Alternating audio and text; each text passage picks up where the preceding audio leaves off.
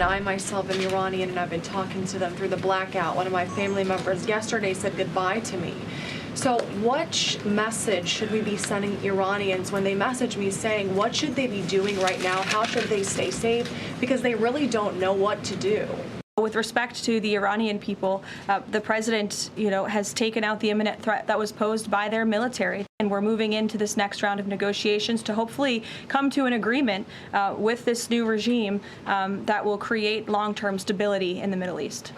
So as the U.S. and Iran talk in a room in Pakistan, humanitarians are on the ground trying to help the Iranian people. International Federation of Red Cross spokesperson Scott Craig is here with me now to talk about what the Iranians need. And Scott, I want to talk to you about all the good work that you and your organization are doing. But first, can you just help us understand?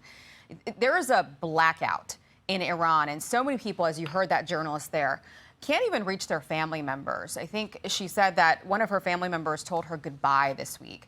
Can you just help us understand, are the Iranian people okay? Are they getting what they need, food, water, power?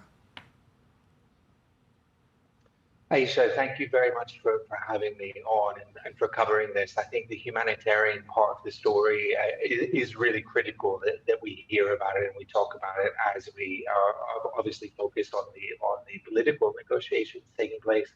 But the humanitarian situation in Iran is absolutely desperate.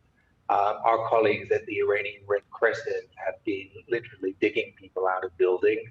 And attending to really critically wounded people. The internet blackout in the country has made it very difficult for people to keep in touch and also to get information coming out of the country.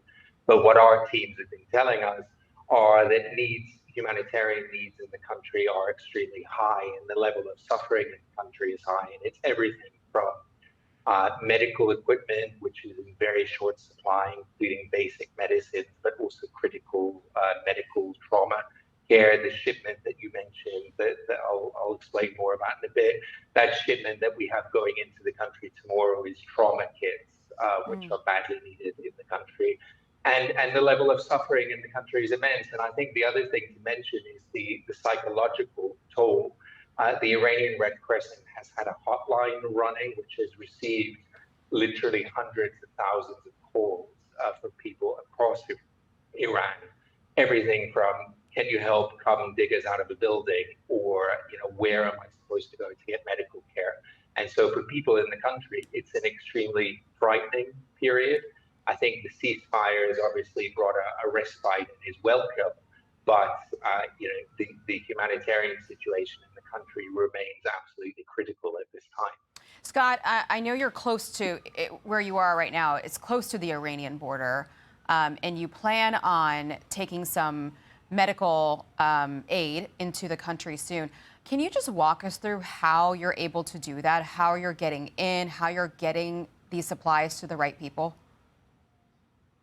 It's been really difficult, Aisha. So one of the things about the conflict that people may not necessarily understand is it's been really difficult to bring aid into the country because of the disruption to supply lines that have happened, making it costlier and more difficult to get the right goods to the right places.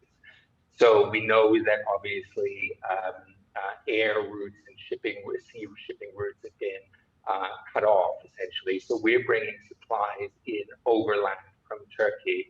Where I am at the moment is in eastern Turkey, near Ara, near the Iranian border, where we are tomorrow going to be moving a convoy of aid through eastern Turkey. It left Ankara on Friday. It's been moving through eastern Turkey and will be going up to the border crossing tomorrow. That contains essential relief items and trauma kits, which, as I say, are badly needed, and that'll be crossing the border and then be going across into Iran and to our colleagues at the Iranian Red Crescent. So it's been quite a Herculean effort to get this shipment through. It is, of course, just the start, because we need to massively scale this up. But we hope that this is going to open up a new supply route to get vitally needed supplies across Turkey and into Iran. Is the regime working with you, allowing you to do this? So we are working with everyone, all authorities, including the Iranian authorities. Our colleagues at the Iranian Red Crescent are going to be receiving these supplies and distributing them and taking them across the country. The Iranian Red Crescent is the only humanitarian organization in Iran that's active across the entire country. The value of the Red Cross, Red Crescent movement is that we are apolitical. We're politically impartial. Well, I know that. I just wanted to make sure that the regime was open and allowing, foreign aid to come in and help their people, because it's their people that are suffering right now. And I think that the question that's been on a lot of people's minds since from the very beginning is, why haven't we seen the Iranian people come out onto the streets? And what we keep hearing are these horrific stories about, people getting shot out in the streets if they're protesting. People are just afraid, it sounds like, but it's hard to tell because there's a communication blackout. Yeah, and I think it is fair to say the communication blackout has made it difficult to get the kinds of human stories, if you like, or that kind of first-person information to come out of the country. I think what I would just underscore what I said initially, which is that, what we do know is what our partners at the Iranian Red Crescent are telling us about the scale of needs in the country. And, it is absolutely critical that we get international relief and aid into the country. This shipment going tomorrow is one of the first international shipments into the country. We hope it is going to pave the way for more to be able to get in.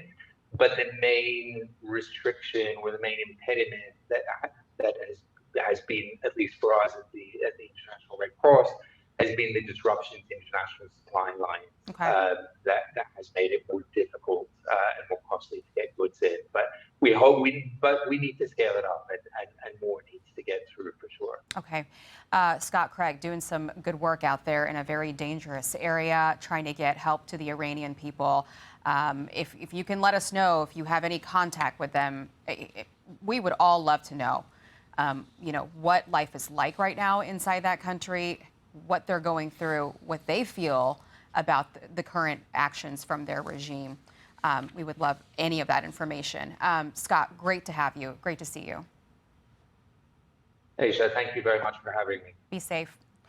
Hey, it's Will Kane. Click here to subscribe to the Fox News channel on YouTube. It's the best way to get our latest interviews and highlights. And click to subscribe to the Will Kane podcast for full episodes right now.